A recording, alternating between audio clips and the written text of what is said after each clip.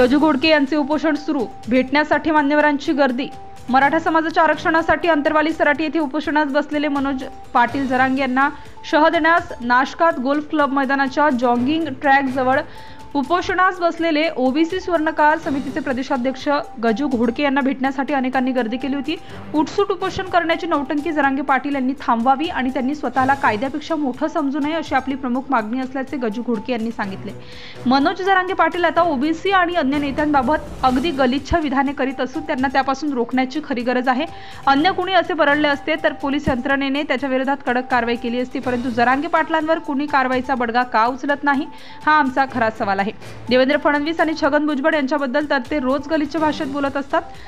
प्रसाद लाड यांच्याबद्दल बोलतानाही त्यांची जीभ घसरली होती। गिरीश महाजन यांच्याबाबतही त्यांनी गरळ ओकली आहे। त्यांची अशी शिवराळ भाषा कुणी आणि का खपवून घ्यायची आणि सरकार त्यांचे लाड का पुरवत आहे हा खरा सवाल आहे। जरांगे पाटील जितके दिवस उपोषण करतील तोपर्यंत आपलेही उपोषण सुरू राहील असेही गजू घोडके यांनी स्पष्ट केले।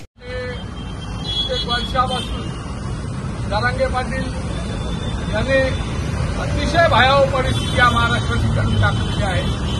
मूळ मुद्दे प्रश्न जे आहे त्या मुलांना नोकऱ्याने बेरोजगारी वाढलेली, गॅसचे भाव वाढलेले, परंतु हे सर्व मुद्दे सोडून दिले आणि आरक्षणाच्या मुद्द्यावरती वेळोवेळी उपोषणाचा हे करायचं। आता सुद्धा 17 दिवस मी उपोषण करणार आहे आणि मग आम्ही सुद्धा ठरवलं आम्ही पण तुम्ही ज्या टायमाला जरांगे उपोषणाला बसेल त्या टायमाला मी गजू घोडके उपोषणाला बसेल। जरांगे 6 कोटी म्हणतात ते, पण भगतसिंग एक होते, सावरकर एक होते, नथुराम गोडसे एकच होते, मग मी काय एक नसावा। आणि म्हणून मी सुद्धा जरांगेच्या विरुद्ध काय ओबीसी होणारे अन्याय, जरांगेंना मराठा समाजाला निश्चितच न्याय भेटला पाहिजे, करोडो रुपये त्यांना भेटले पाहिजे, त्यांना उद्योजक बनवा।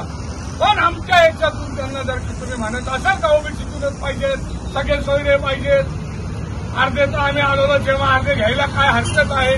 अरे पण तुमच्या अर्ध्या येण्याने सुद्धा जे आरक्षण डॉक्टर बाबासाहेब आंबेडकरांनी आम्हाला दिलेलं आहे त्या आरक्षणावरती तुम्ही नजर टाकत आहात, संविधान तुम्ही बदलत आहात दादागिरीच्या जोरावरती, सर्वांना सर्वोच्च भाषेत शिवीगाळ देत आहात आणि सरकार आपलं केवळ मतांच्या लालसेने हे सर्व ऐकून घेत आहे। मी निश्चितच सांगतो ज्या दिवशी जरांगे पाटील उठेल त्या दिवशी आम्ही उठू। जरांगे पाटलांनी सांगितलं का आम्ही गेलो तरी चालेल, आम्ही गेलो तरी चालेल आणि लढाई ही लढणारच आहोत आणि निश्चित या लढाईला आम्हाला निश्चित यायचं आम्ही कुठल्याही प्रकारे सगळे सोयरे असेल कुठल्याही प्रकारचं आमचं एकच मत आहे का ओबीसीतून कुठल्याही प्रकारे आम्ही घेणार नाही। सन्माननीय मुख्यमंत्री असतील जरांगेंनी शिवीगाळी कोणाला करावी, अहो जे सत्तेत आहे त्यांना तुम्ही बोललं पाहिजे तर तुम्ही काय बोलता ते निश्चित आजपासून या मिनिटापासून या सेकंदापासून आम्ही हे उपोषण चालू केलेलं आहे। निश्चित या उपोषणाला आम्हाला यश येईल आणि निश्चित कुठल्याही दादागिरीला आम्ही घाबरणार नाही, डगमगणार नाही।